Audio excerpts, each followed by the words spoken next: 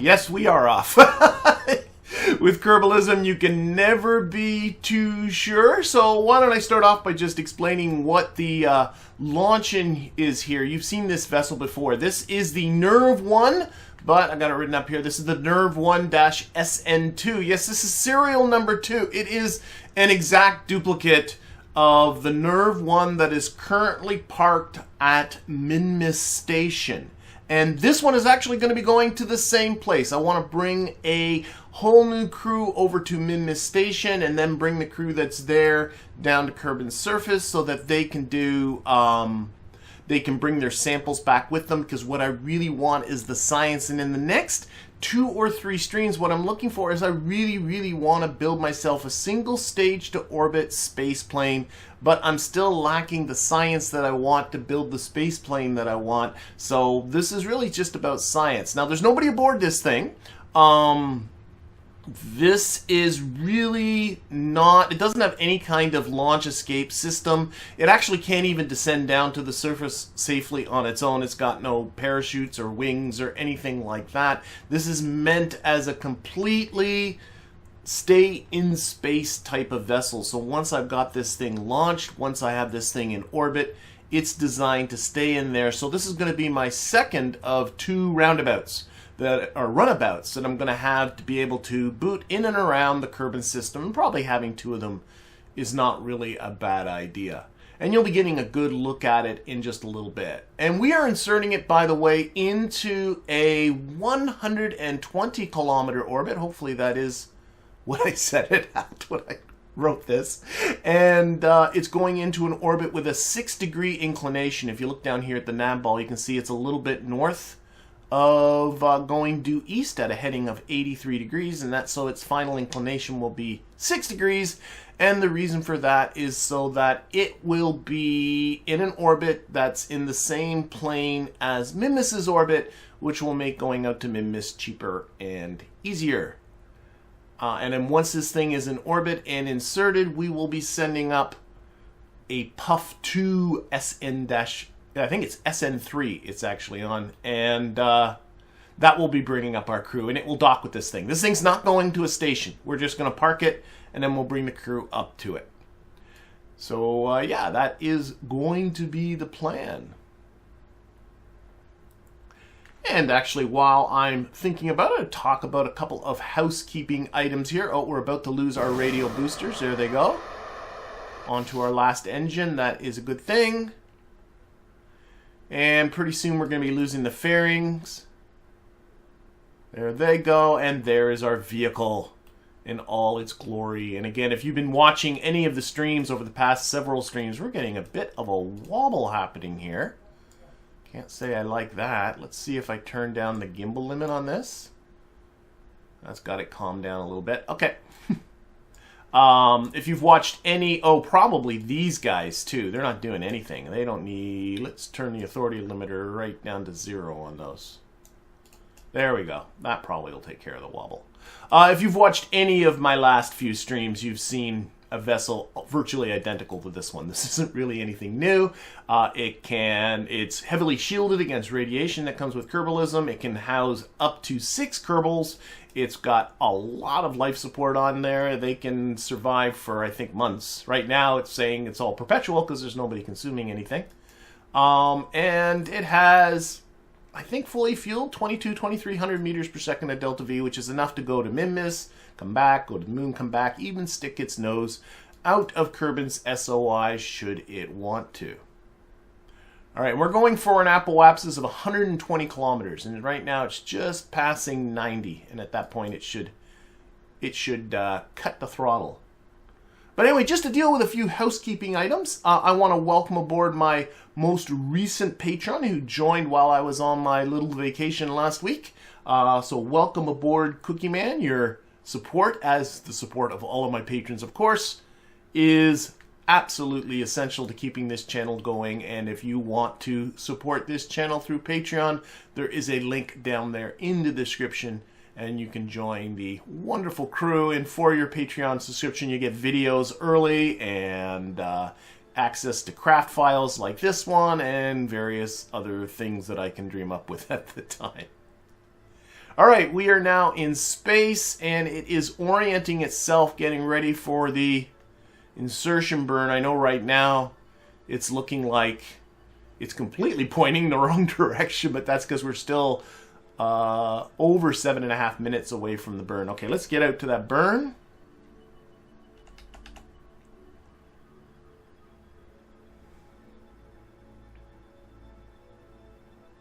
Oh, that is Kerbal Alarm Clock who's warning me there's a burn coming. I've got that set up to do that automatically, and that is appreciated. And this isn't going to be much of a burn. 83 meters per second for the final insertion here. I don't know how many ignitions are left on this thing. I always sort of... Oh, it's still got... Whoa, whoa, whoa! I was doing too many things at the same time. There we go. It's fine. It's all good. Oh, got 40,000 Kerb bucks for my massive scale launches strategy. This is one of the bigger things that I do launch. Okay, we are in 121 by 121. That is perfectly fine. Let's put on the brakes. And that should deploy this. This will give us access to... I think it should be able to... Let's actually... I think I can deploy these a little further. Let's do a little further. There we go. That's so I can get my shuttlecraft in here. Otherwise, I think this is good. Let's run our alignment script for the solar panels. I take a week off and I don't remember what any of my thingies are here. There we go. Let that go. I'm getting asked, do I have any tips for KOS? And I hear Cheers Kevin coming up. I see Cheers Kevin coming up in the chat as well. I think Cheers Kevin is a great place to start when it comes to KOS. I would definitely recommend his channels and his videos for newbies. Okay, let's bring up the Puff 2. This will be the Puff 2 SN3. There's already 2 of these up there, docked with the station, but this one's not going to the station. And we got to put some Kerbals in here. This is going to house some Kerbals. And I already I'm going to put Valentina. I always like to have at least one veteran, and she's never been to Minmus. She's never even set foot on the surface of another body, so I think Minmus is a good choice. And then basically I went down, who have I not used in a little while, you know, thinking about more pilots and scientists and engineers. We're going to put in Mac the G. Kerman. We are also going to put aboard Philippe D.S. Kerman, another scientist, 2 scientists to, because this is going to be pretty much about science, and we need an engineer, and for our engineer, we're going to put aboard Joe O. Kerman. Okay, that should do that. I don't think I really need to think about much of anything else, so let's just launch this. Yep, let's do it. Should be all ready to go. I'm paranoid now that I got Kerbals aboard. Okay, here we go. We got our 4 Kerbals here. And we got to target our ship. So go back to target selection here. Ships, and this is the NERV 1-SN2 that we're going to target. And oh my golly, let's turn all this off. That way. There we go. There's our ship there. I am debating. I just realized, yeah, we're rendezvousing with something. You know what? Let's do this right. When you're going, I'm rendezvousing with something that is in a inclined orbit. So what I really should do is do the rendezvous when I'm underneath the orbit. And of course, we just passed it because this ship just went in. So I got Kerbal Engineer keeping track of when my next relative ascending or descending node is. It's in 2 hours and 46 minutes. It's going to be on the other side of the planet. It's going to be for a night launch, unless I go all the way around for one more day. But maybe that's not entirely a bad idea. Here, let me get this started and then I'll explain.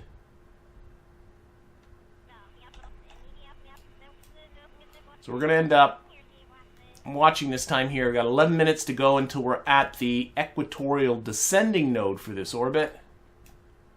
And then we're going to launch 6 degrees towards the south. And it's good to launch a few minutes early because it takes a few minutes to get up there. So let's get ready to do this. So, run, launch. You go 6 degrees towards the south. We're going to an 80-kilometer orbit, so we're a little bit south. That will give us our wiggle room. There we go. Of course, I'm using my KOS launch script. All right, this is off.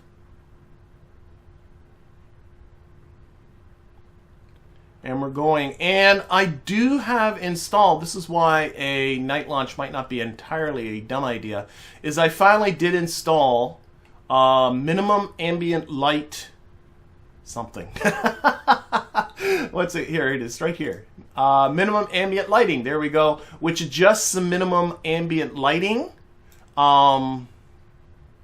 for, I can just use this slider and you can see it goes like, I think I'm going to reset that back to the default. And I'll keep it on the default, and if people, let me know in the chat how you're seeing it, because how you see it on the other end of YouTube, depending upon what your monitor's like, and how I see it can be entirely different. My main monitor for my computer actually handles blacks really, really well. But it's always once the video is published that I suddenly realize, oh my gosh, this is really, really dark. So if you think it looks fine, that's great. If you think it still looks too dark, I'll just turn up the settings right now, and we'll use this as sort of like, you'll be my guinea pigs, my testers as to where you think the light settings should be. Because you're better at judging this from where you are than I am from where I am. Because for me, it always looks fine. I'm hearing in the chat that thinks it works fine. That's good. All right, so yeah, this is my Puff 2. I should rename it SN3. I don't think I can. I'll rename it once we're in orbit. Or maybe once the fairing's gone. My little LKO fairy. And basically the space plane I want to build, I want to use to replace this is really what I'm after. But I want me some better jet engines and rocket engines for that. It can also house up to 6 Kerbals. Michael's saying it looks okay. All right. Philo's saying looks fine. I'm always conscious with turning it up too high, the ambient light, because it tends to just kind of wash things out. What's nice about the mod is you can set different settings for when you're on the day side, when you're on the night side, and when you're streaming. And I'll have to get in there and play with all those settings. Okay, where are we at? Oh, we're still going here. Still on the single main booster. You'll be losing that very, very shortly, and then we'll lose the fairing.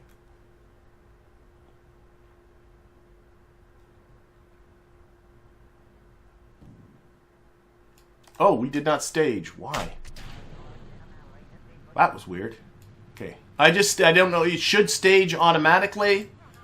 Sometimes those smart parts fail. I just staged it. The program's still running fine.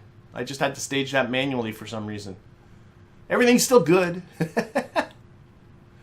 I'm being asked by Felix, do I like KSRSS? So is that like a real solar system type of deal? I've not played ever. And that might seem funny to people, but I've never played real solar system. I probably should. I played Je ne sais quoi for some time just privately and really, really enjoyed that. That is it ups the scale a little bit. So instead of playing a 10th scale solar system, which is basically what KSP is, it plays a quarter scale solar system. But then what's the challenge is to play Je ne sais quoi, but don't put in sort of real solar system type parts. Like you got to do it still with the stock parts. And it's really nice if you find KSP too easy. I have to be careful when I say that. But if you find KSP too easy and you find it's too easy to get to orbit, too easy to get to places, try Je ne sais quoi and keep the basic stock parts, and that gives you a nice challenge. All right, we have reached our target apoapsis.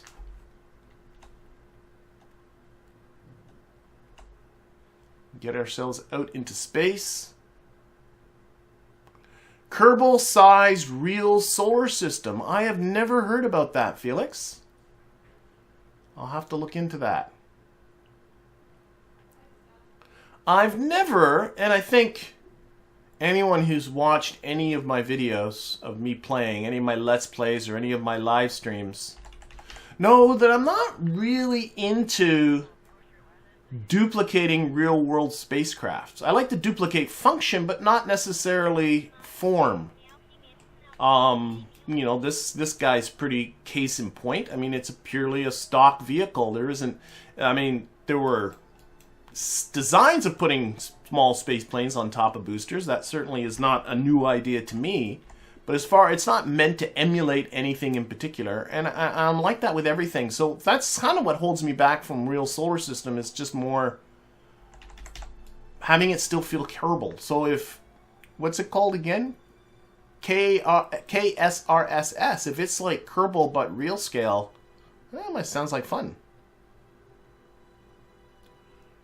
What will be the next big mission after this, asks Salazar. Well, let's time warp to the final insertion here. So I want to build that space plane. That's sort of like my goal over the next 2 or 3 streams. And I find about 8 to 9 streams usually forms kind of like a season or a series for me.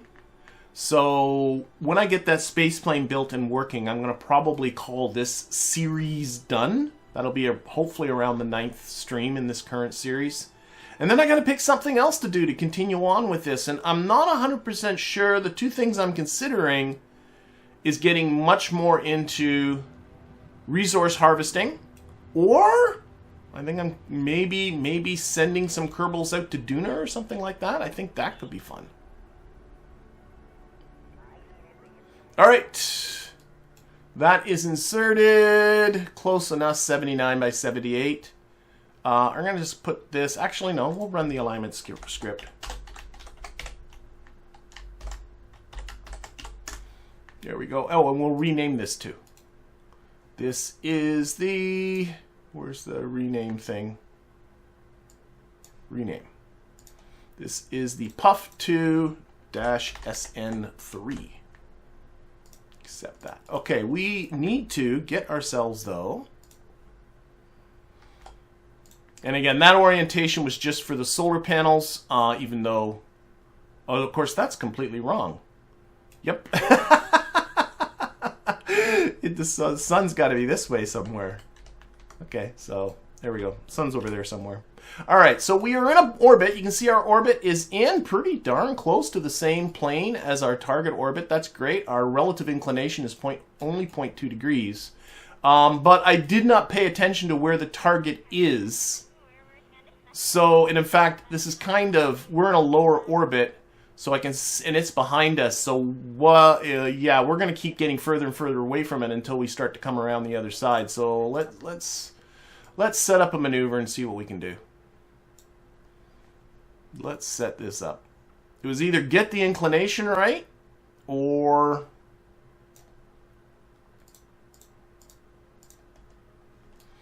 so you can see how far apart our close encounter indicator, our closest approach indicators are. Let's pop ahead in orbit. Yeah, it's getting it. Gotta go all the way around. Yeah, we're gonna be in space for a little while. Oh, I should pay. Okay, these guys got supplies for a couple of days, so it's okay. Let's see here. Does this make it better? This makes it better. So we're not going to get this burn for about a little over 4 hours from now. 4.5 hours from now. I could do some fiddling about, but I'm not gonna. Let's see here.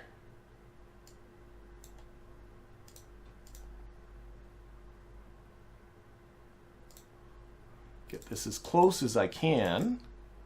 It might be pretty darn close already, at least as close as it's going to get.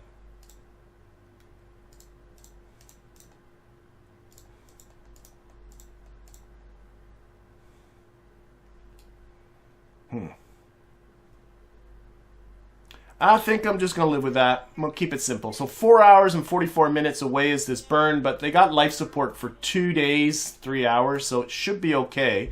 Let's put the view this way. Let's make sure we do have this properly exposed for sunshine. And then we'll do some major time warping here.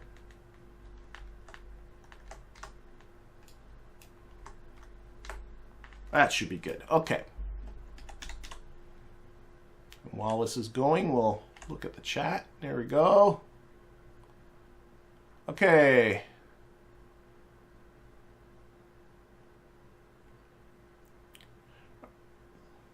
So KSRSS is real solar system planets, but for stock parts and for example... Oh, I see.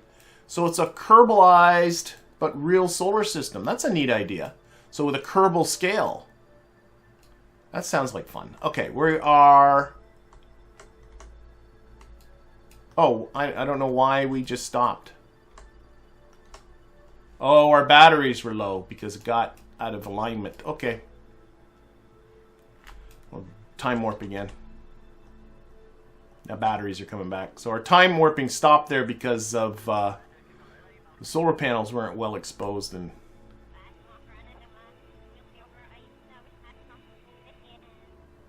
Yeah, it doesn't seem to like to stay aligned with the sun like it's supposed to. Alright, so again, alarm clock is giving us an alarm here.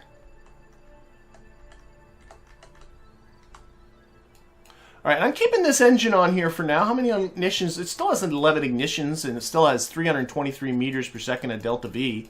No reason to get rid of it. Might as well keep using it. And our encounter here is still okay? I think so. So we'll get ready to do this thing. Let's get a little closer.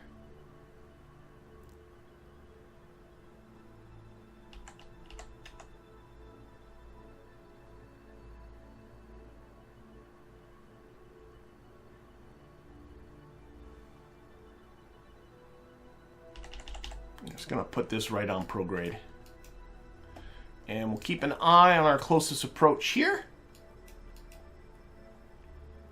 But this really shouldn't be... Let's actually nerf this thrust up quite a lot. There we go, that's better. Alright.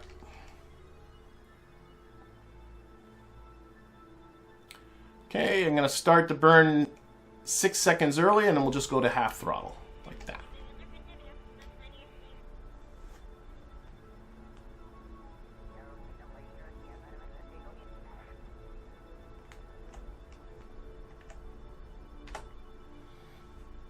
See if we can finish this off with some RCS. Oh, I actually overdid it. Backing off with the RCS is helping the distance here. Oh, I'm only seeing about 1.4. Let's see if I start using some lateral thrusts. Well, that's making it better. Somebody in the YouTube comments started suggesting doing that. Just like, why not just go laterally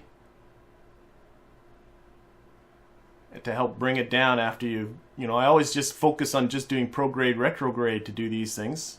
This is bringing it down. Just keep doing this.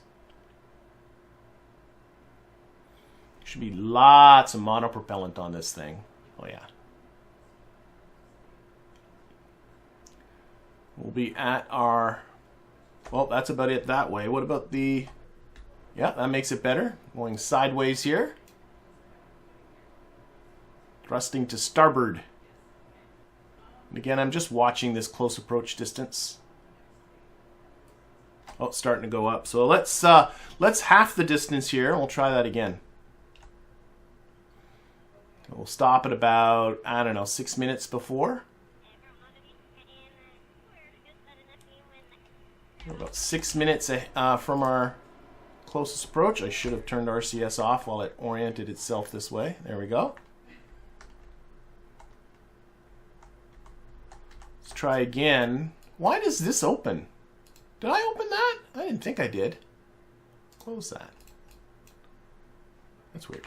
Okay, again, we'll try a little RCS, see if we can bring this encounter distance a little closer. So yeah, I'm thrusting down now. That's making it better.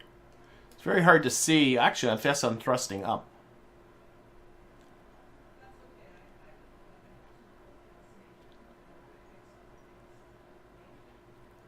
And bringing it's now under 1 kilometer closest approach. Space planes should be very useful for evacuating new casualties, crew casualties, although that's not always in the game. Yeah, that was a comment from John. There is some funny. I'm trying to remember what contract pack gives it, where it gives you that you need to evacuate the station or evacuate specific people from a station because of some medical emergency. But what's funny is you have all the time in the world to do it. So how much of an emergency can it be? I always like to keep vehicles available for every Kerbal I have in space so that I don't have to send vessels to go rescue them, that they'll always have the vessels to get themselves back to Kerbin's surface. So that's why I have so many of these types of things in space right now. Okay, our closest approach now is down to under 800 meters. Not a lot of thrust on these. Keep a look on the monopropellant, but lots of monopropellant still.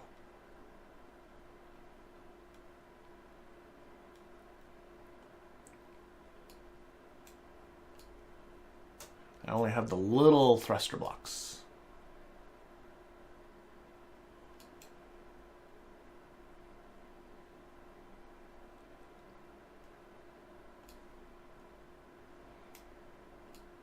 How far are we? It's 8 kilometers away. There it is, way above us.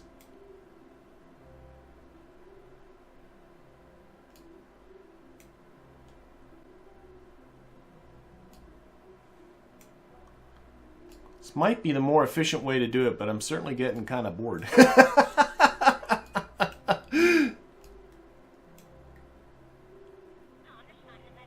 We're not, by the way, it looks like I'm thrusting at this, but that is actually just, oh, it's getting worse now. That's actually really just a coincidence. Oh, I'm pushing the wrong buttons. That doesn't help. There. So now throttling, thrusting towards the port here. But we're actually not pushing it towards it like that. We're just closing in our trajectory here. It's now 660 meters, closest approach.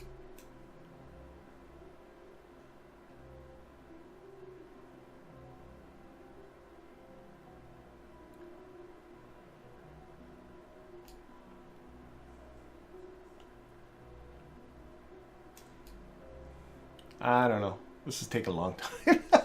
But I'm kind of committed now. And usually what I do is I get myself in closer and I just use the main engine to do this, which usually goes quicker. But, yeah,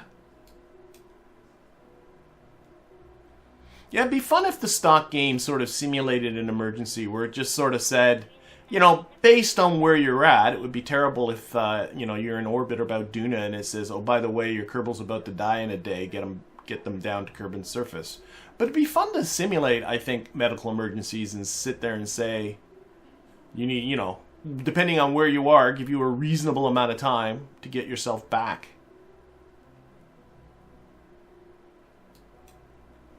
What if I did... Got too many fingers here going, but what if I did a little bit of physics warping here? That's, I think, helping. Go a little quicker.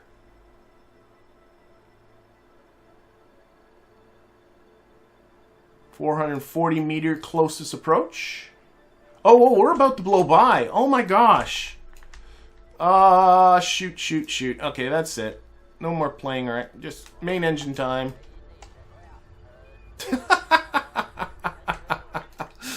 Oh my god, that was dumb. Wasn't paying any attention. Just getting lulled into a false sense of security.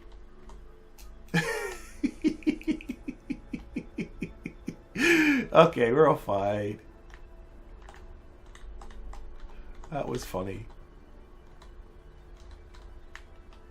I was sitting there watching my closest approach distance and not paying any attention whatsoever to the actual time to. I was just sitting there falling asleep at the switch. Okay. Oh, and I see in the comment there, BX Delta, watch out for that intersect timer. Yeah, it was getting kind of low, wasn't it? Once I started physics time warping, that was pretty dumb. Alright, we got this though now.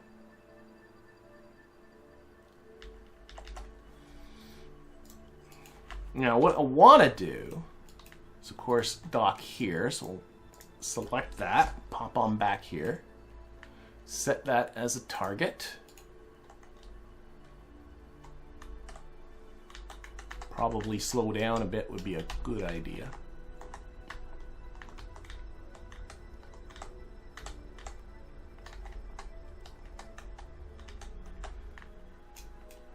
Okay, which, no, I want this way a bit more. Yeah. Okay, that's good. All right, let's open up our thingamadingies there. Our docking port, we'll select this as our control point. Well, last time I did this, this got all messed up. Not the last time, but I have had some issues with it. This time it's looking actually fine. I got a Navball docking alignment indicators, the name of this mod here, that puts on this little red doober there. And that's there to help you line up the two docking ports. So the two docking ports are now aligned, but I still need to bring it in.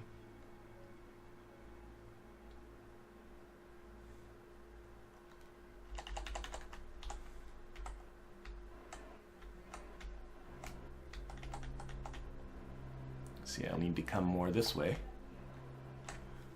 Don't need this.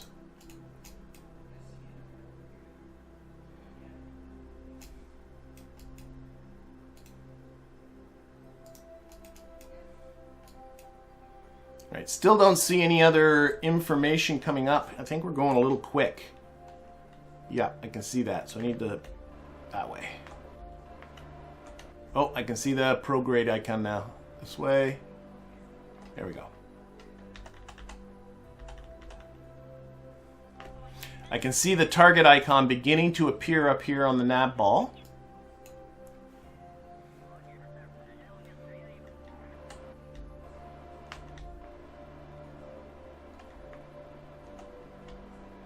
And I blew right by. Oh, I'm pushing the wrong way. Oh my gosh.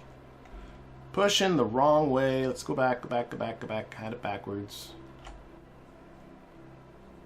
Wow, you take a week off and you forget how things work. Coming back. Try this again.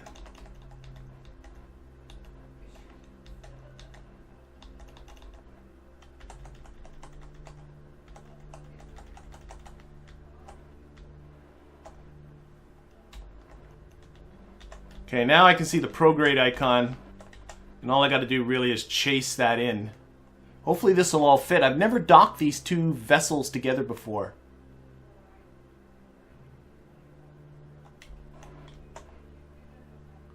Feels like I'm off. Not sure why I would be. Come on. There it is. Okay, okay, okay. We're there. We are there, and they fit together okay, considering I never really planned on these two things ever getting together. Okay, let's transfer over our crew.